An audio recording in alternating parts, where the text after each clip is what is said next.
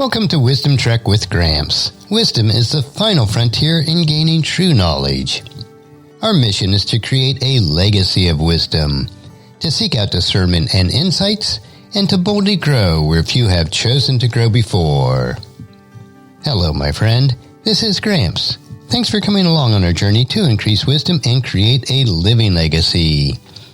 Today is day 1581 of our trek, and it is Worldview Wednesday. Creating a biblical worldview is essential to have a proper perspective on today's current events. To establish a biblical worldview, you must have a proper understanding of God and His Word. This week we will continue reviewing the book from Dr. Michael S. Heiser titled Supernatural. The book is an abbreviated version of his more comprehensive book, The Unseen Realm. I highly recommend both of these books. Creating a biblical worldview, based on how the Old and New Testament connects with God's overall plan for humanity, is essential. This book review will help you to understand what the Bible teaches about the unseen world and why it matters. And today's chapter title is Not of This World. In Jesus' well-known prayer in the Garden of Gethsemane, before he was arrested for trial, he said to his followers in John chapter 17, verse 16, "They do not belong to this world any more than I do."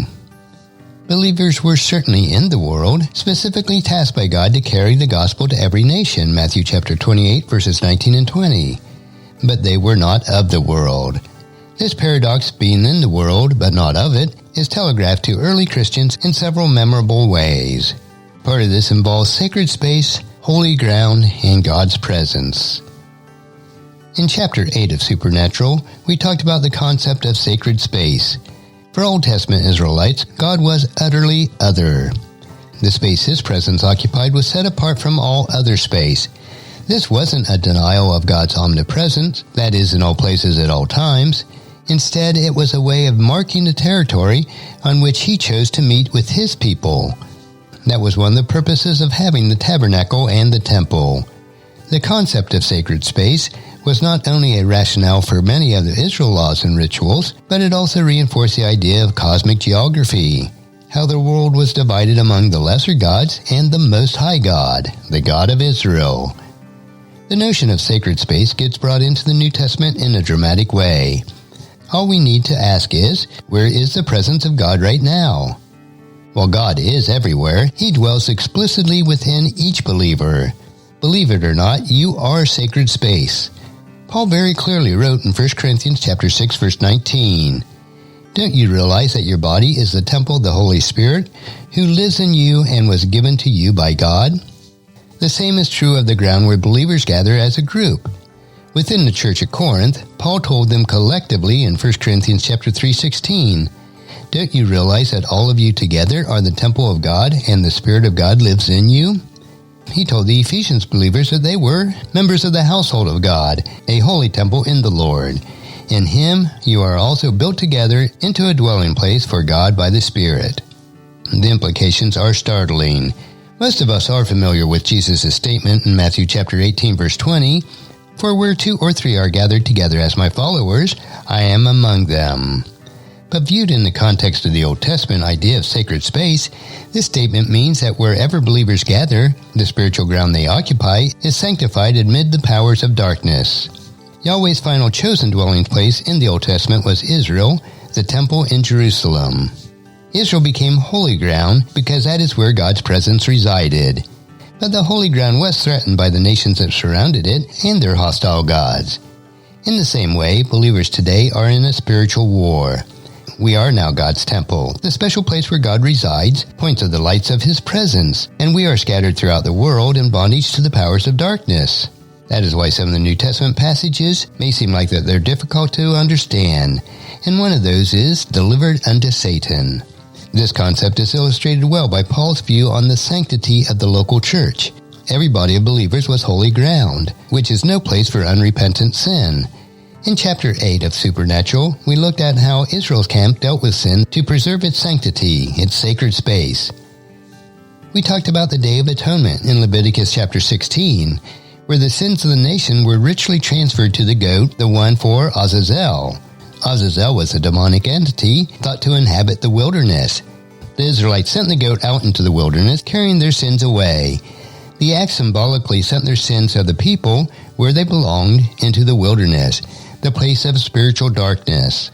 Paul has the Corinthians deal with sin in the same way, sending it where it belongs. In 1 Corinthians chapter 5, verse 5, Paul wrote to the Corinthians about a man living in sexual immorality who needed to repent.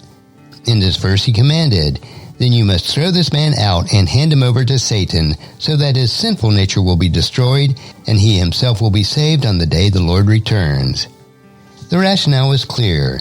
Sin has no place on holy ground. Believers were to remove unrepentant believers from the church. 1 Corinthians chapter 5, verses 9 through 13.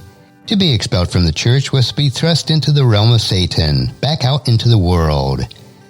Paul's hope that the result of the unrepentant man would be his sinful nature would be destroyed, and he himself be saved on the day the Lord returns. The reference here isn't to physical death, but death of his fleshly lust, ensnaring the man. And this also ties into the concept of baptism as spiritual warfare. Peter's stand on this issue was the same as Paul's. Believers were pitted against the powers of darkness.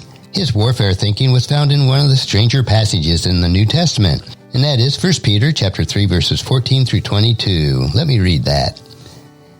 "But even if you might suffer for the sake of righteousness, you are blessed. And do not be afraid of their intimidation or be disturbed, but set Christ apart as Lord of your hearts, always ready to make a defense to anyone who asks you for an accounting concerning the hope that is in you. But do so with courtesy and respect, having a good conscience, so that in the things at which you are slandered, the ones who malign your good conduct in Christ may be put to shame. For it is better to suffer for doing good, if God wills it, than for doing evil. For Christ also suffered for sins, the just for the unjust, in order that he could bring you to God, being put to death in the flesh, but made alive in the Spirit, in which also he went and proclaimed to the spirits in prison, who were formerly disobedient, when the patience of God waited in the days of Noah, while the ark was being constructed, in which a few, that is 8 souls, were rescued through water. And also corresponding to this, baptism now saves you, not in the removal of the dirt from the flesh, but an appeal to God for good conscience through the resurrection of Jesus Christ, who is at the right hand of God, having gone into heaven with the angels and authorities and powers having been subjected to him." I'm sure you've noticed the oddities of this passage. What do the ark, Noah, and the imprisoned spirits have to do with baptism? And does this text say baptism saves us? What Peter is doing here is similar to something Paul does in Romans chapter 5. Paul talked about Jesus in that passage, but with Adam in mind as well. Think of Jesus as, in some ways, the opposite of Adam. That is why Paul says the things like, "As one man's disobedience, Adam's, were many made sinners, so one man's obedience, Jesus, that many will be made righteous." Romans chapter 5, verse 19. Rather than Adam, Peter has Enoch in mind as he writes about Jesus in 1 Peter chapter 3. But for Peter, Enoch and Jesus weren't opposites. Enoch serves as an analogy for the point Peter wants to make about Jesus. You might wonder, what is that point? After all, there are only a handful of verses about Enoch in the Old Testament, in Genesis chapter 5, verses 18 through 24. All we learn in that passage is that he lived before the great flood, and that, walking in close fellowship with God, then one day he disappeared because God took him. Genesis chapter 5, verse 24. Those verses don't really have any connection to what Peter says in 1 Peter chapter 3 about Jesus. To understand why something Enoch did reminded Peter of Jesus, we need to understand that Peter read about Enoch in the Jewish books outside of the Old Testament. Specifically, Peter was familiar with the ancient Jewish text that had a lot to say about Enoch, and that book was named, predictably, 1 Enoch. The book is filled with lots of details about what happened at the time of the flood, especially the episodes in Genesis chapter 6, verses 1 through 4, where the sons of God, Enoch calls them watchers, produced children, the Nephilim giants, with human women. When both Peter and Jude wrote about the angels who sinned in the days of Noah, in 2 Peter chapter 2 verses 4 and 5 and in Jude verse 6, they were alluding to the ideas in 1 Enoch that are not part of the biblical flood story. The Genesis flood account, for example, never tells us that the divine sons of God were imprisoned in the underworld realm of the dead until the end of the days, but 1 Enoch does. Something that happened to these spirits in prison in the book of 1 Enoch gave Peter insight into Jesus. In the first Enoch story, Enoch had a dream where the imprisoned spirits asked him to intercede with God on their behalf. After all, Enoch walked with God. Who better to ask God to relent and release them? Enoch did intercede, but got bad news. God's answer was an emphatic no. Enoch then delivered the answer. He descended to the spirits in prison. He told them that they were still under judgment. Peter used this story as an analogy for Jesus. The point he wanted to get across was that when Jesus died, he descended into the realm of the dead and had a message for the fallen divine beings there. When they saw Jesus enter into the place of the dead, they were likely to think their fellow demons had won and that they would be getting out of jail soon. Instead, Jesus told them that he wouldn't see him for long, that he would rise again. It was all part of God's plan. They hadn't won. They were still under judgment and as doomed as ever. That's why this odd passage ends the way it does in 1 Peter chapter 3, verse 22. Now Christ has gone to heaven, seated in the place of honor next to God, and all the angels and authorities and powers accept his authority. Why does Peter connect all this to baptism? In Peter's mind, Jesus' death and resurrection, complete with the announcement to the demonic powers of his victory, was symbolized in baptism. Baptism symbolizes the death, burial, and resurrection of Jesus, and this can be found in Romans chapter 6, verses 1 through 11. For Peter, baptism corresponds to all this because it says in 1 Peter chapter 3, verse 21, "And the water is a picture of baptism, which now saves you, not by removing dirt from your body, but as a response to God from a clean conscience. It is effective because of the resurrection of Jesus Christ." The Greek word appeal refers to a pledge one takes. The Greek word for conscience often refers to an ability to tell right from wrong, but that isn't the case here. Knowing the difference between right and wrong doesn't have a specific relationship to the death, burial, and resurrection of Jesus. The Greek word can also point to making a commitment, and a good commitment, not a foolish one. That is what Peter is getting at in 1 Peter chapter 3. In essence, baptism was a loyalty oath and a message to the demonic powers, as well as to any other people present, and that represents whose side you are on in this spiritual war. Ancient Christians understood this better than we do today. Early church baptismal rites included the renunciation of Satan and his angels because of this passage. So let's look at why all of this matters. First, understand that believers are holy ground, the dwelling place of God's presence, the glory of the Old Testament. So let me ask you the question, do we live like it? Israelites and the believers of Jesus' day felt an ever-present need to be different from unbelievers. The goal wasn't to be deliberately odd, so unbelievers would hope to avoid contact. Israel was to be a kingdom of priests and a holy nation, Exodus chapter 19, verse 6. Living the way God wanted his children to live led to fruitful, productive, and happy lives. Israelites were to attract people enslaved by enemy gods back to the true God. When our worldview is attuned to God's plan to rescue the people from every nation, making them part of God's family, we are not of this world. Being of this world is to be absorbed by the world's concern and living accordingly. Unbelievers should be able to tell by our speech, behavior, ethics, and attitude toward others that we're not cynical, selfish, or harsh, that our focus is not about getting ahead or on using other people.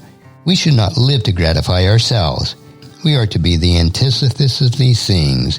In other words, we are to live as Jesus lived. People wanted to be around him because he wasn't like most everyone else. Second, what we do in our churches should elevate God and Jesus. In biblical times, to visit the tabernacle or temple reinforced the ideas of God's perfection, his otherness, and love for his children. Those things go hand in hand. Why would God, who needs nothing and is superior to everything, want a human family?